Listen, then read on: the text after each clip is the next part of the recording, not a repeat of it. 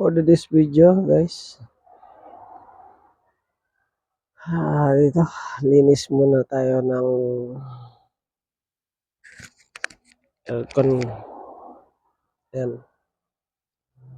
So,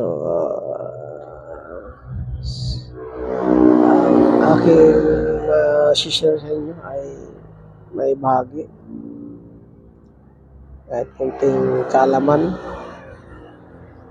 yun sa lalong-lalo na sa may mga aircon, no? So, ayan, pinaka-importante talaga dyan, maglinis kayo. Pwede, kung kaya naman gawin niya, yan, nakatagilid lang siya, tapos yan yung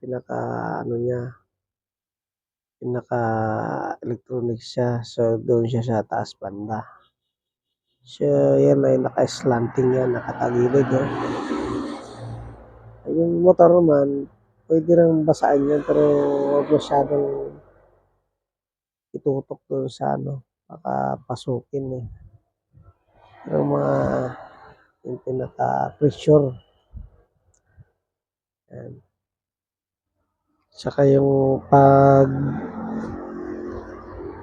kita nyo, slanting yung niya, yung guide ng tubig niya para mas maganda yung pagtapon ng sa pinakahasang niya. Yan. At ito ang advice ko, konting kaalaman, no, sa yan, kaalaman sa gumagamit ng mga aircon natin.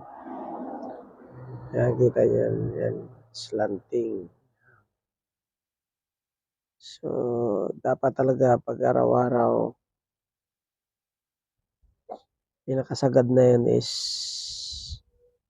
6 months o 4 months. Ayun.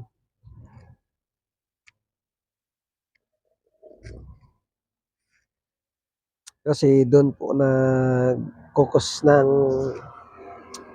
makalawang yung natin, yung mga aircon natin.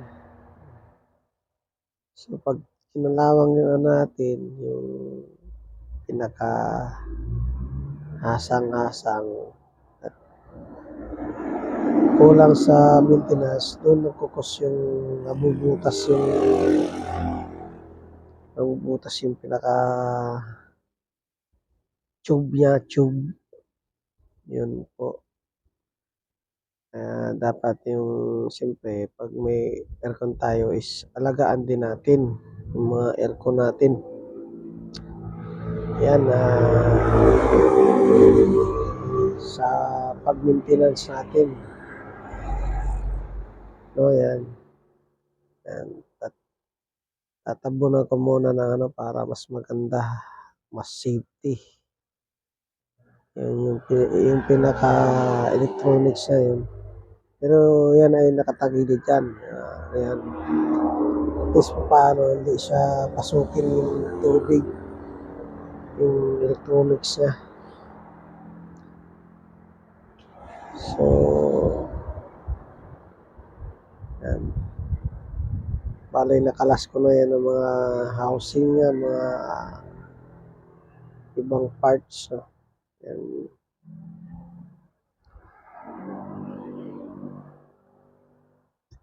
So, yun nga ang kung ma-share ko tips sa mga wag na po natin antayin na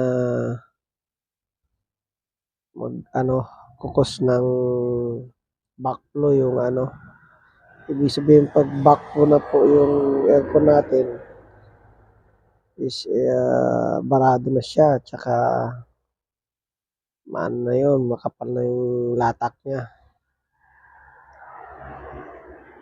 So, halimbawa, hindi nyo gagamitin, kung may balak kayo na itambay, dapat yung mga aircon natin, dapat yun, linisin muna bago sure nyo na itambak o istambay.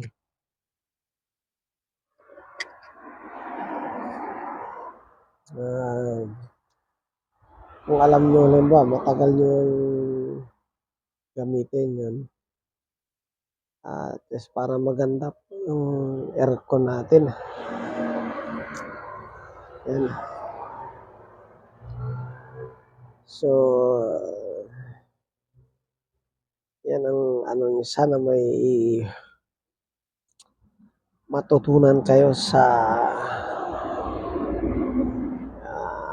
in-share ko sa inyo. Yan, mga idol, guys, lalo pa sa may mga aircon, no? So, ang iba nga yan sa mga 3 months talaga pag tuloy-tuloy yung gamit. 3 months lang. Palinis ka agad ng aircon natin.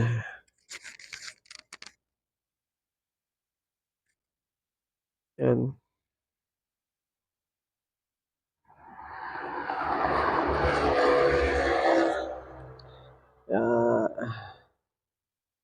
So, dyan na tayo. Sipatin na naman tayo sa kabila. Tapos dyan sa coil na itong sa pinakahasang, yan, mayroon tayong nilalagay yan para dyan sa pinaka-coil lang niya. Yan. Yan, may lumapit sa atin, may nag-i-inquire ng natin, service. Yan.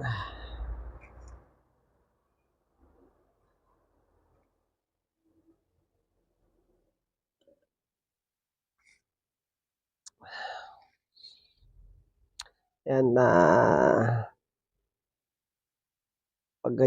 pag ganyan maliit lang, so ako lang talaga niyan. Ako lang naglilinis. Basta kaya ko siya buhatin mag-isa.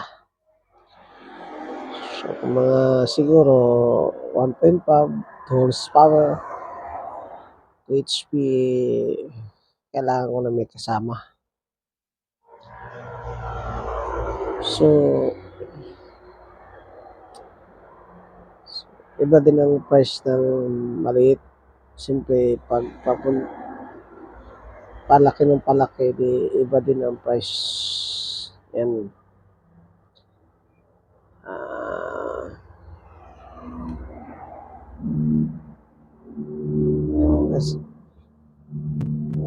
Kasi sa mga sa ibang service is medyo mataas. Sa atin lang, sakto lang.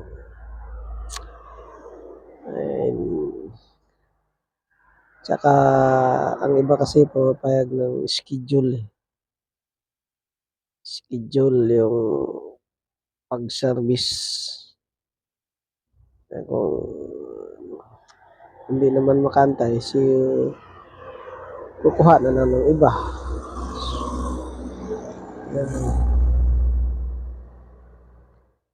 So, yan ang masasabi ko. So, yun ang pinaka-punto doon, yung alagaan natin yung aircon natin, maintenance, para hindi agad masira yung mga aircon natin. Lalo ngayon, tag-init na. So, April, May. Yan ba, naglinis na kayo ng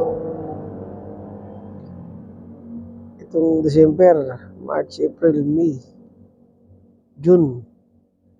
June, pwede nyo nalinisan kasi June is ano na yun,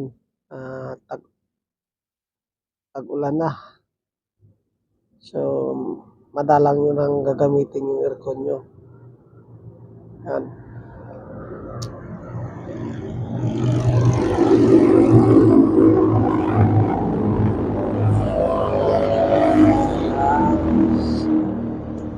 Salamat sa inyo, sa mga ano ko sa inyo.